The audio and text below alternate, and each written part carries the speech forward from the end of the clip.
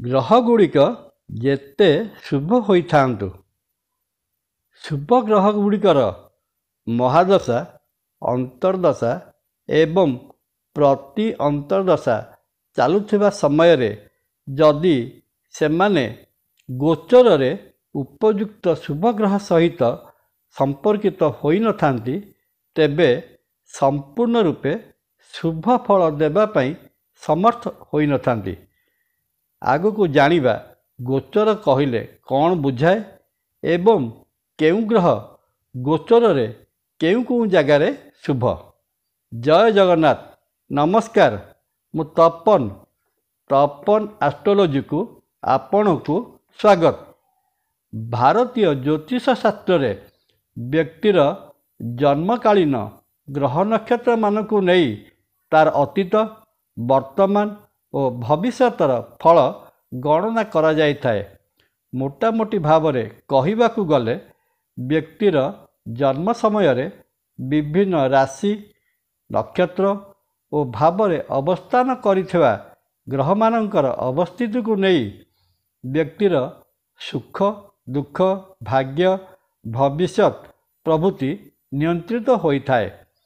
ଜୀବନ କାଳର ସମୁଦାୟ ସମୟକୁ ବିଭିନ୍ନ ଗ୍ରହ ତାଙ୍କର ମହାଦଶା, ଅନ୍ତର୍ଦଶା ଓ ପ୍ରତି ଅନ୍ତର୍ଦଶା ମାଧ୍ୟମରେ ବ୍ୟକ୍ତିକୁ ଶୁଭାଶୁଭ ଫଳ ପ୍ରଦାନ କରିଥାନ୍ତି।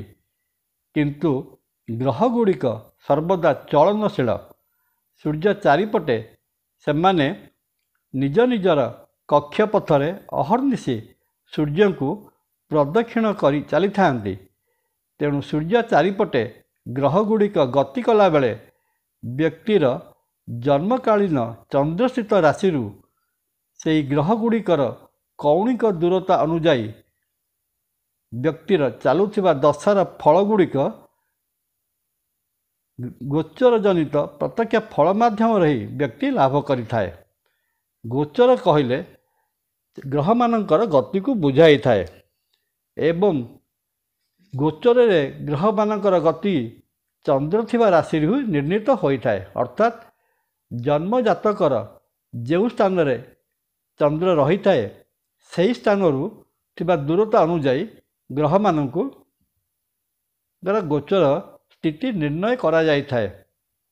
ଏବେ ଦେଖିବା କେଉଁ ଗ୍ରହ ଚନ୍ଦ୍ର ଥିବା ରାଶିର କେଉଁ ସ୍ଥାନରେ ରହିଲେ ଭଲ ଫଳ ପ୍ରଦାନ କରିଥାନ୍ତି।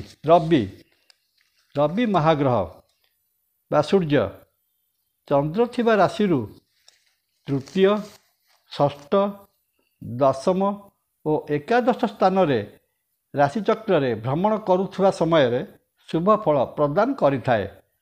ସଂକ୍ରାନ୍ତିର 13 ଦିନ ପରେ ଦ୍ୱିତୀୟ, ପଞ୍ଚମ ଏବଂ ନବମ ସ୍ଥାନରେ ଶୁଭ, ଅନ୍ୟତ୍ର ଶୁଭ ଫଳ ଦେଇନଥାଏ।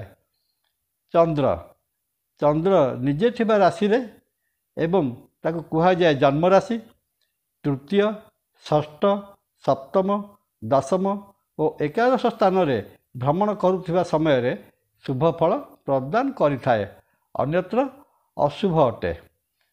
ମଙ୍ଗଳ ଜାତକରେ ଚନ୍ଦ୍ର ଥିବା ରାଶିର ତୃତୀୟ, ଷଷ୍ଠ, ଦଶମ ଓ ଏକାଦଶ ସ୍ଥାନରେ ଭ୍ରମଣ କରୁଥିବା ସମୟରେ ଶୁଭ ଫଳ ପ୍ରଦାନ କରିଥାଏ, ଅନ୍ୟତ୍ର ଶୁଭ ଫଳ ଦେଇପାରିନଥାଏ।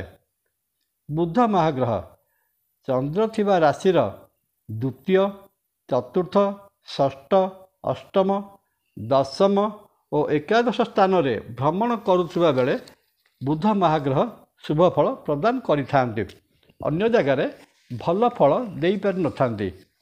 ସେହିପରି ବୃହସ୍ପତି ମହାଗ୍ରହ, ଯିଏକି ଗ୍ରହ ଜଗତର ସବୁଠାରୁ ଶୁଭ ଗ୍ରହ ଏବଂ ସବୁଠାରୁ ଓଜନଦାରିଆ ଗ୍ରହ, ଚନ୍ଦ୍ର ଥିବା ରାଶିର ଦ୍ୱିତୀୟ, ପଞ୍ଚମ, ସପ୍ତମ, ନବମ ଓ ଏକାଦଶ ସ୍ଥାନରେ ଭ୍ରମଣ କରୁଥିବା ବେଳେ ବହୁତ ଶୁଭ ଫଳ ପ୍ରଦାନ କରିଥାନ୍ତି ଏବଂ ଚନ୍ଦ୍ର ଥିବା ରାଶିର ଦଶମ ସ୍ଥାନରେ ଗତି କରୁଥିବା ବେଳେ ପୂଜାପୂର୍ବକ ଶୁଦ୍ଧ ହୋଇଥାନ୍ତି। ଶୁକ୍ର ଜାତକରେ ଚନ୍ଦ୍ର ଥିବା ରାଶିର ଜନ୍ମ ଦ୍ୱିତୀୟ, ତୃତୀୟ, ଚତୁର୍ଥ, ପଞ୍ଚମ, ଅଷ୍ଟମ, ନବମ, ଏକାଦଶ ଓ ଦ୍ୱାଦଶ ସ୍ଥାନରେ ଭ୍ରମଣ କରୁଥିବା ସମୟରେ ଶୁକ୍ର ମହାଗ୍ରହ ଶୁଭ ଫଳ ପ୍ରଦାନ କରିଥାନ୍ତି, ଅନ୍ୟତ୍ର ଶୁଭ ଫଳ ଦେଇପାରିନଥାନ୍ତି। ଶନି ଜାତକରେ ଚନ୍ଦ୍ର ଥିବା ରାଶିର ତୃତୀୟ, ଷଷ୍ଠ, ଦଶମ ଓ ଏକାଦଶ ସ୍ଥାନରେ ଭ୍ରମଣ କରୁଥିବା ବେଳେ ଜାତକକୁ ବହୁତ ଶୁଭ ଫଳ ପ୍ରଦାନ କରିଥାନ୍ତି, ଅନ୍ୟ ଜାଗାରେ ଅଶୁଭ ଫଳ ଦେଇଥାନ୍ତି।